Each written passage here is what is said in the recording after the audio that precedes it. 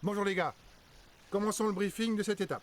L'essentiel à retenir aujourd'hui, c'est que le parcours est plat et qu'il ne comporte pas de Hey, pièges tout le monde, c'est particuliers. Cyclisme 3D, j'espère que vous allez bien, moi ça va nickel, je se retrouve pour une toute nouvelle vidéo sur la chaîne YouTube. Et comme vous l'avez vu au titre de la nature, aujourd'hui on se retrouve pour la 13e étape de ce Tour de France entre Agen et Pau, 171 km de plat. La formation d'échappée sera suivie de près par l'équipe de sprinters, même si elle ajuste correctement leurs efforts, elles ne seront pas surprises par les échappées du jour. Mais à l'approche du final, les côtes de Blachon ou de Sivacourbe pourraient mettre en difficulté les finisseurs les moins à l'aise dans les bosses. Effectivement, la Jacobsen face. Alors ça tombe, même s'il a abandonné IRL. Avons quand même l'étape de demain qui s'annonce terrifiante. Et encore plus celle de. Simplement de janvier de avant de commencer dans des dates très 8 km. C'est vrai que certaines étapes dans le jeu font plus de 200 bornes, mais IRL non.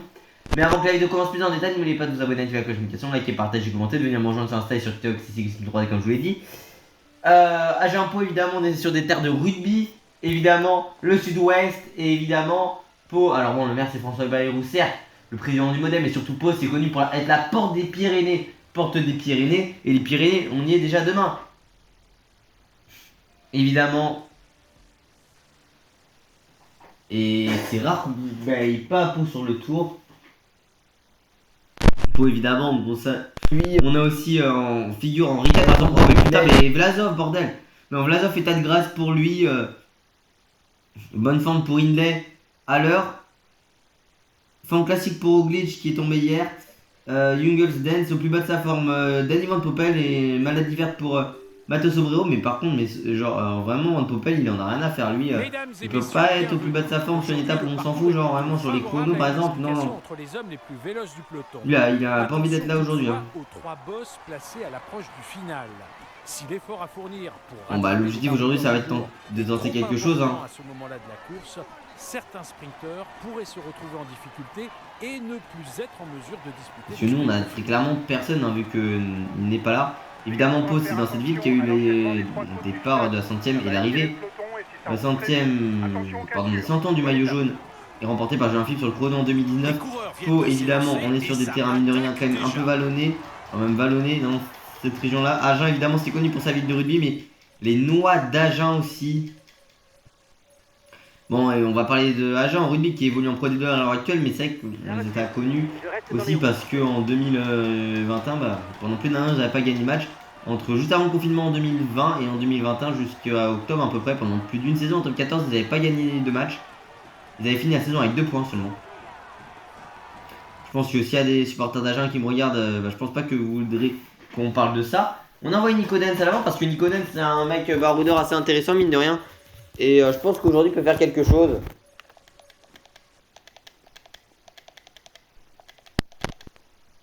En tout cas dans le jeu on va tenter de le faire. IRL je sais pas. On a personne pour le moment qui a abandonné IRL chez Bora même si on a Primoz qui est tombé. Encore une fois sur l'épaule. On va parler de la ville d'Agen. Évidemment. Putain mais ce truc il est vraiment. Bon Agen si il est en dernier là. C'était quoi? C'était un syndicat qui avait éteint les lumières du stade. Oui. Alors Agen est une commune du sud-ouest de la France, préfecture du département du Lot-et-Garonne, en région Nouvelle-Aquitaine avec ses 32 602 habitants en 2019. Elle est la 246e commune de France pour sa population, quand même. La ville est le siège de l'agglomération d'Agen. Structure intercommunale regroupant 100 à 1365 habitants. C'est quand même déjà pas mal, hein, entre 37 et 162 mètres d'altitude. Dans ce sud-ouest, on a la maison des Beaux-Arts d'Agen aussi qui existe. Niveau patrimoine, un musée de Beaux-Arts du 19e siècle qui abrite des tableaux européens et des artefacts archéologiques.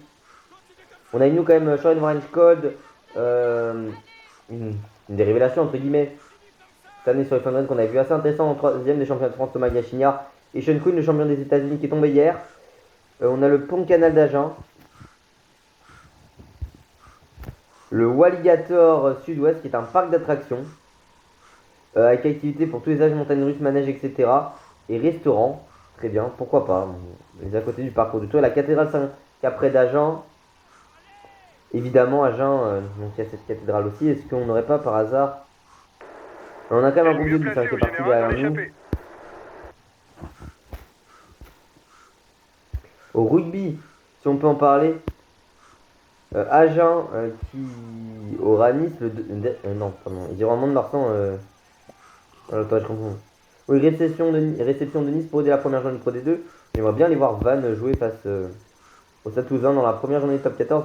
Allez, le Sporting Union Agen Lot-et-Garonne, communément appelé SUA ou SU Agen, est un club français de rugby à 15 basé à Agen dans le Lot-et-Garonne. Il est l'une des deux sections fondatrices de l'Union, enfin du Sporting Union Agenais Omnisport, club Omnisport créé en 1908.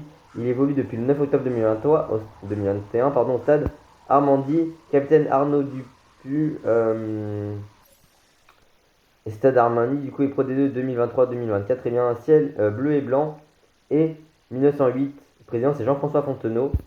Et si on... Oh putain, ça va me gaver. Et si on regarde plus sérieusement aussi, il me semble qu'on a les noix d'Agen qui existent.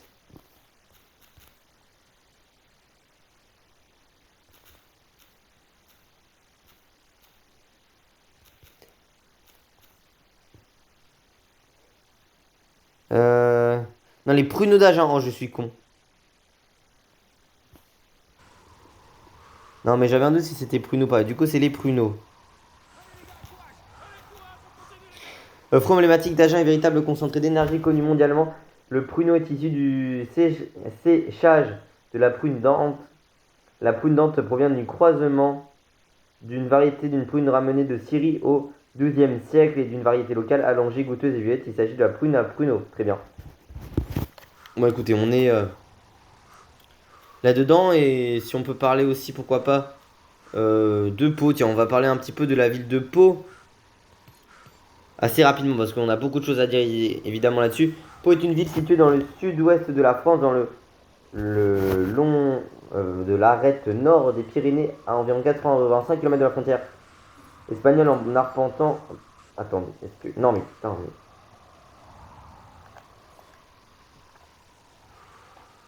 mais... Du coup... attendez, voilà, est-ce qu'on peut prendre une roue, d'un quoi... Oh... Putain, mais évidemment, à chaque fois que je... On n'a même pas la mine d'avance, hein, vous remarquerez hein, quand même. Donc je disais, en arpentant les boulevards des Pyrénées dans le centre-ville, nous piétons pour admirer la campagne et profiter d'un panorama sur les montagnes d'un temps clair. Les boulevards mènent au château de Pau, lieu de naissance d'Henri IV, roi de France et de Navarre, donc en Espagne, la Navarre. Il expose aujourd'hui des tapisseries de mobilier et des œuvres d'art de l'époque. 77 215 habitants en 2015, entre 165 et 245 mètres d'altitude. Et j'avoue qu'on est quand même 41. 41, qu'est-ce que je raconte 14. Écoutez, ce début d'étape est quand même, mine de rien, assez intense. Hein, juste...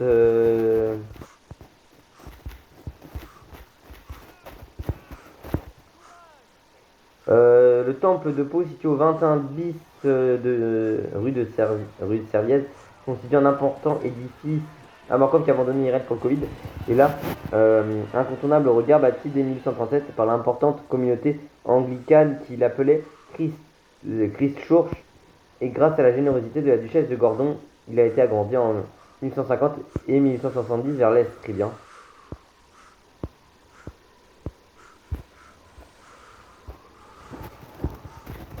On a que 45 secondes d'avance. Hein. La dernière fois que le Tour de France était parti de Pau l'an dernier, est-ce qu'on y était parti? Bah oui, jusqu'à Cotteret-Cambaz, donc la victoire de Pogacar. Mais sur les cartes, on n'y était pas allé en 2022, mais en 2021, on y était allé. Non, bah du coup, c'était étape, je vais lâcher les Blizzard Iden. 2020, on est allé aussi pour la Reims. L'an dernier, non, c'était Pau la Reims. C'était Pau la Reims, je crois, l'an dernier. Je vais vous confirmer ça.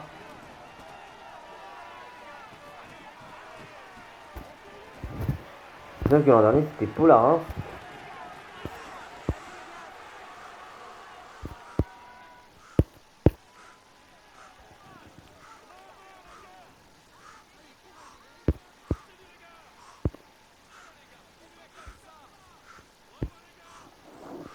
C'est Pau la Reims effectivement et du coup il t'a... Oh putain. Bon, les buts font quand même, sont meilleurs sur cette année-là. L'an dernier c'était Tarbes, Cotteret, Cambas. Donc ouais, c'était la victoire de Hindley l'an dernier. Ça a l'air bien parti. Vous avez passé la barre de la minute d'avance sur le peloton. Donc là, on est à 386 abonnés pour le moment sur la chaîne YouTube. Donc on est en progression sur ce tour. Vraiment d'ailleurs. Le château de Pau, du coup, est-ce qu'on en a? Le château de Pau est un château défensif et de plaisance situé à Pau, chef-lieu du département des Pyrénées-Atlantiques, en région Nouvelle-Aquitaine. Sa construction s'étale du 12e au 19e siècle et il est classé monument historique en 1840.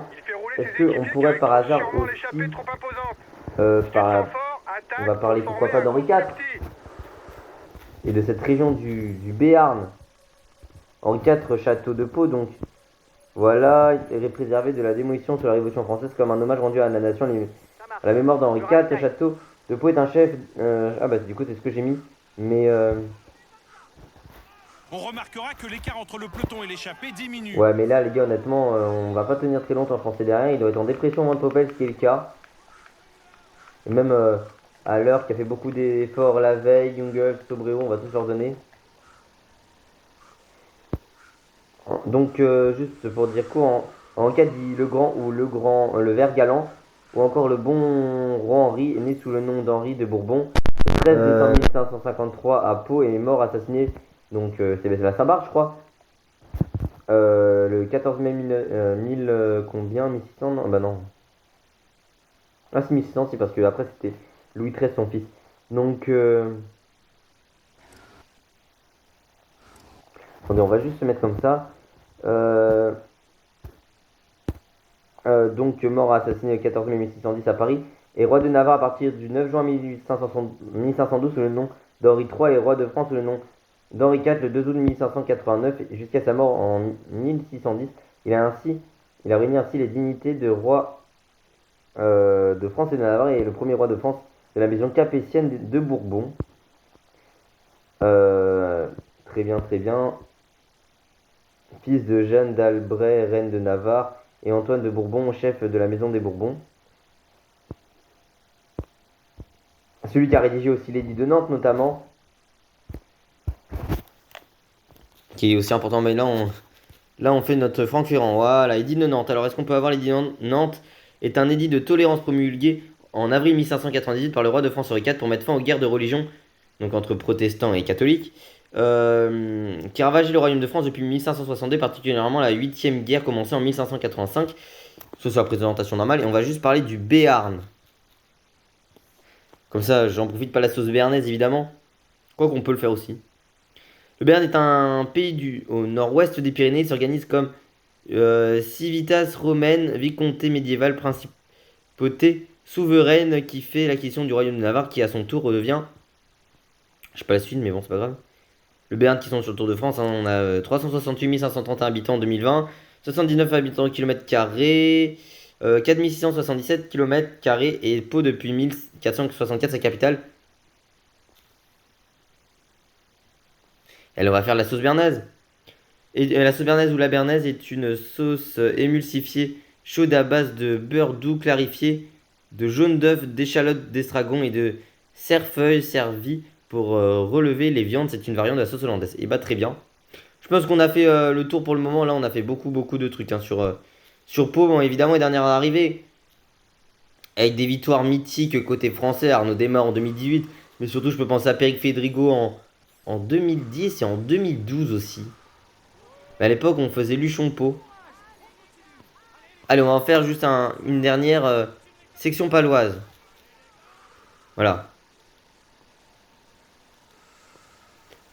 Bon, c'est vrai que la section paloise, c'est peut-être pas la meilleure idée d'en parler aujourd'hui, vu qu'ils ont un de leurs joueurs qui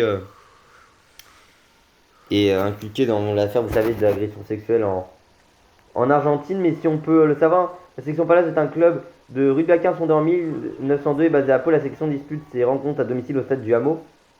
Bon, il y a également Pau au football, hein, qui est un club qui est en Ligue 2 à l'heure actuelle. Depuis 1991, après avoir foulé pendant 80 ans la pelouse du stade de la Croix du Prince, et évolue actuellement en top 14. Le capitaine c'est Luke Whitelock, donc le capitaine, le frère de Sam Whitelock, le deuxième ligne des All Blacks. Fondation 3 avril 1902, vert et blanc dans leur couleur. Et c'est Robert Pape-Rambord qui est le joueur le plus capé. Les entraîneurs, c'est Paul Tito, entraîneur principal. Thomas Domingo, entraîneur principal. J'ai pas plus d'infos dedans.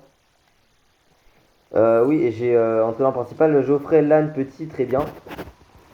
Mais là, je pense qu'on a fait pas mal de points de culture, mine de rien, aujourd'hui. Et évidemment aussi le stade, juste je vais vous le donner. Alors je crois qu'il me semble, parce que de base à Bordeaux, il y avait un côté... Enfin, il y avait une... On va dire que Bordeaux, c'est un peu expatrié au rugby vers Pau. Et c'est justement pour ça qu'ils avaient une antenne qui s'appelait Section à Pau, même dans d'autres endroits. Et c'est pour ça que c'est devenu la section paloise. Mais de base, ça appartenait à Bordeaux, il me semble. Et autre chose, alors qu'on voit une église là-bas. Si on peut également parler aussi...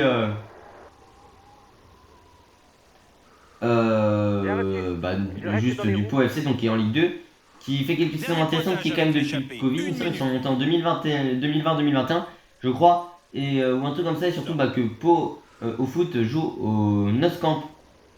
Voilà, et on a quand même fait près 50 km. Hein. Allez, tout de suite au sprint intermédiaire.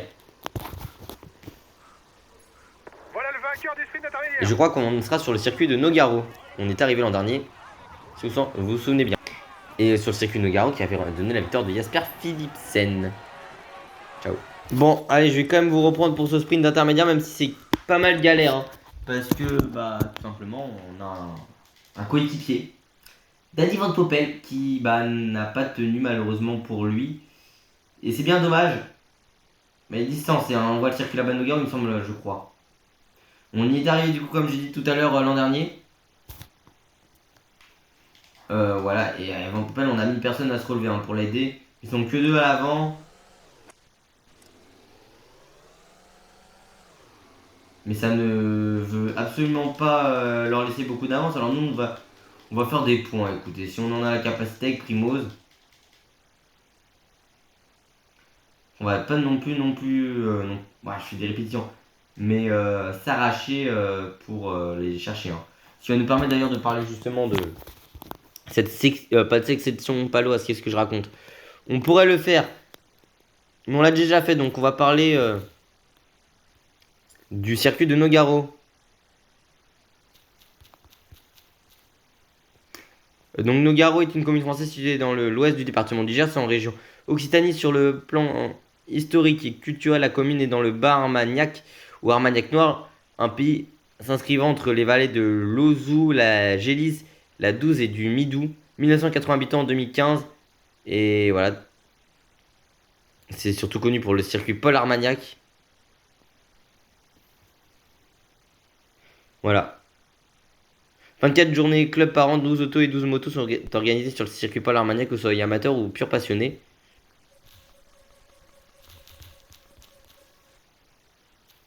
Et donc, ce fameux Pau FC qui est bien en Ligue 2, comme je voulais les annoncer, créé en 1959 à Pau en Béarn. Le Pau FC est issu du patronage des Bleuets de Notre-Dame, officiellement créé en 1920 dans le quartier Mayolis, et qui atteint la Pro Division amateur française au début de la saison 1958-1959. Jaune et bleu, Nicolas Usaï en entraîneur, Nicolas Usaï, 1959, et c'est Pau du coup, et c'est en Ligue 2 BKT. Voilà. Je pense qu'on a fait notre dernier point culture de la journée. Roulez, les gars, il est dangereux pour le général. On se retrouve tout de suite. Je comptais pas vous y reprendre, mais ce jeu est bugué pendant que je demandais à rouler pour qu'il se rapproche, alors qu'il était à presque 5 minutes. En ce qui concerne Van Poppel du peloton, et maintenant il s'est totalement relevé.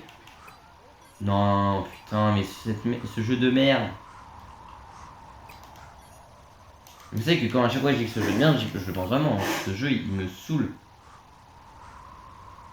Il se retrouve déjà très très loin. Et il a une défaillance. Et là on sait pas pourquoi on a un groupe. Presque une dizaine d'hommes qui sont partis. Dont le maillot jaune Remco Evenepoel. Donc il y aura une attaque de Primoz Roglic durant cette ascension. Parce que c'est pas normal que ils ont bougé tout simplement devant. Donc nous forcément on va faire le jump. Parce que si on peut avoir une opportunité de revenir et de récupérer quelques secondes précieuses au général, oui, et ça va pas déjà aider notre coéquipier à rentrer dans les délais. Déjà c'est une première chose. Alors on est obligé là avec Primoz de faire le jump parce que le peloton derrière ne revenait pas. On va dire que c'est un peu débile, je le reconnais. Allez Primoz.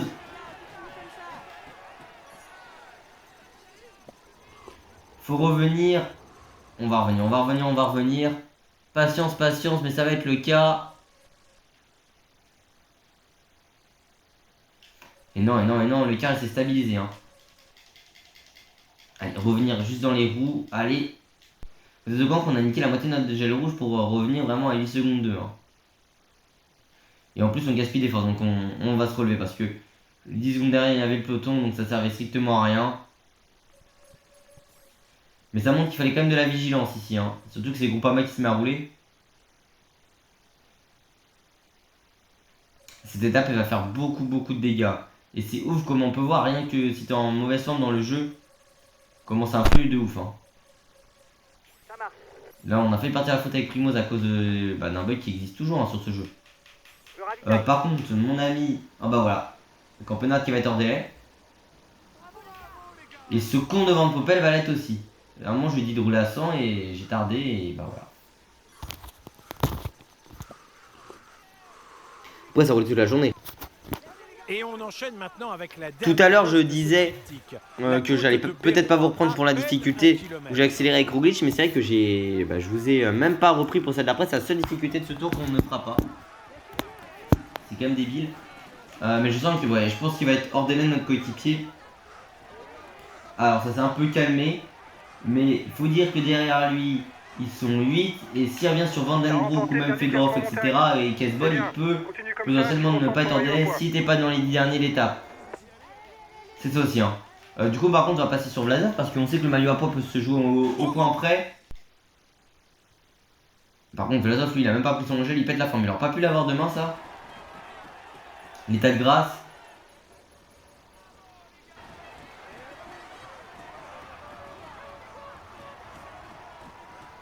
Et bon écoutez on va remonter avec Alexander Vlasov à l'avant du peloton parce qu'on a quand même un point à aller chercher dans cette côte de Bérois de 600 mètres à 6,9% de contre ouais, côte de Bérois 900 mètres à 6,9% de contre on accélère ici avec Vlasov. Attendez on a voulu me jouer les poids mais on va quand même mettre une accélération ici parce que ça peut être des forces qui peuvent manquer effectivement en fin de Tour de France comme ça peut être un point qui nous permettra pourquoi pas de ramener le maillot non pas à Paris mais à Nice. Donc écoute, on prend un point, on en a 53 au niveau du classement de la montagne, ce qui est plutôt pas mal. Et là, les plus grosses étapes ne sont toujours pas arrivées sur ce tour. On n'est plus que 119. Hein. Le sprint est en train de se préparer. Donc on n'est plus beaucoup dans ce peloton, forcément. Allez, écoutez, on va revenir sur cette étape. On est moins de 100 à l'arrivée et notre ami va être hors délai. Hein. Ce soir, dans quelques instants, le camion balai va lui dire tu rentres à la maison. Terrible pour Van Poppel. En plus, il était quand même 3ème au maillot vert. Hein. C'est pour vous dire. Et quand vous regardez Gachinière, par exemple, il a tenté d'être à l'avant aujourd'hui et il est hors délai. Mais attendez, mais les gars, j'en avais plein. Attendez.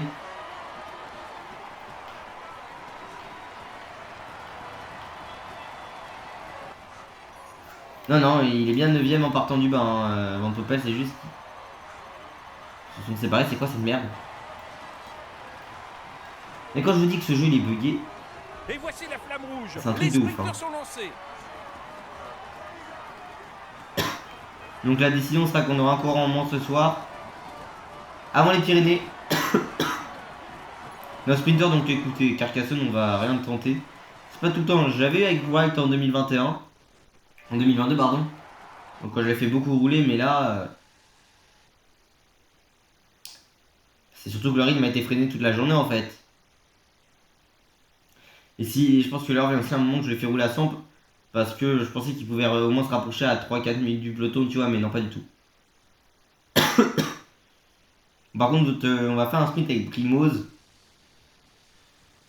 C'est le même sprint qu'en 2021, je crois. Hein. En 2018, pardon.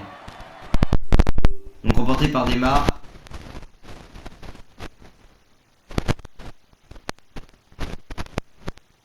Cette étape est pour lui. Il a été le plus fort. Il y a quelques gars qui tentent des trucs, les sprinters sont fatigués, ça fait quand même 2 jours de suite, on arrive à moins de 100 dans le peloton. Écoutez, c'est quoi ça balance avec Primoz Roglic, une petite attaque. Il joue les tout premiers rôles cette année. On peut dire que le tour. Voilà, on va essayer de gagner de 3 mètres d'avance. On tente le coup du kilomètre, on sait jamais. Voilà, on essaie de prendre bien ce virage. On n'aura peut-être pas la barre nécessaire, on lance de très loin, mais Van... Ah bah non, Van Aert nous a totalement déposé. Ou quelqu'un en moins pour les sprints. Ah, c'est dommage. Il y a combien d'heures délai juste ce soir pour se dire? Putain, mais attendez, les gars. Il y en a une dizaine. Et Frank Vandenbroek qui est hors délai au passage. Hein. Comme Gachinier, Gazzoli, Boivin, Underbridge. Donc Van Poppel. Ouais, Van Poppel du coup. Van Poppel. Dilly, Campenart, Grelier, Rex. En tout cas, c'est beau dans le belge de la Visma Lezebaï qui s'impose en 3h45 minutes et 16 secondes avec 10 secondes de bonification pour lui. Du côté du classement général, en 52h, 52 minutes et 21 secondes, c'est Remco Evenepoel, le belge Asodal Quickstep qui est en tête de ce classement. Putain, mais parti normal depuis 15 jours. Du côté du classement du meilleur grimpeur, c'est Alexander Vlasov, le russe de la nationalité neutre du coup de la Red Bull Bronsro avec 53 points. Du côté du classement par points, c'est Jasper Philipsen, le belge de la Alpecin de Koenig avec 332 points. Bah écoutez, avec Primoz, on va jouer un accessite. Ce qui n'était pas prévu. Mais bon, écoutez, voilà. On n'était même pas 3ème, on était 4ème, c'est vrai. Bon, écoutez. Ça m'embête. C'est comme le premier tour qu'on fait en fait. Cette fois-ci, on sera pas dans la bataille pour le vert, sauf s'il y a des hors-délais. Du côté du classement des jeunes, Pedersen qui est devant nous en plus. 8ème du coup. Remco Evenepoel, le belge de la Soudal Quickstep, en 52h, 52 minutes et 21 secondes est en tête de ce classement, vu qu'il est en tête du classement général aussi. Du côté du classement par équipe, c'est l'équipe allemande de la Red Bull Bronsro, donc notre équipe en 159h, 3 minutes et 19 secondes. Et puis du côté du classement de la combativité, c'est Jonas Abrahamsen, le Norvégien, avec 540 km de la UNOX Pro Cycling Team, comme IRL. En tout cas, j'espère que cette vidéo vous aura plu. Si c'est le cas, n'oubliez pas de vous abonner, d'activer la cloche de notification, liker, partager, commenter et de venir me rejoindre sur Insta et sur TikTok, c'est Cyclisme 3D. Mais moi, je vous dis à très bientôt pour une prochaine. Ciao, ciao.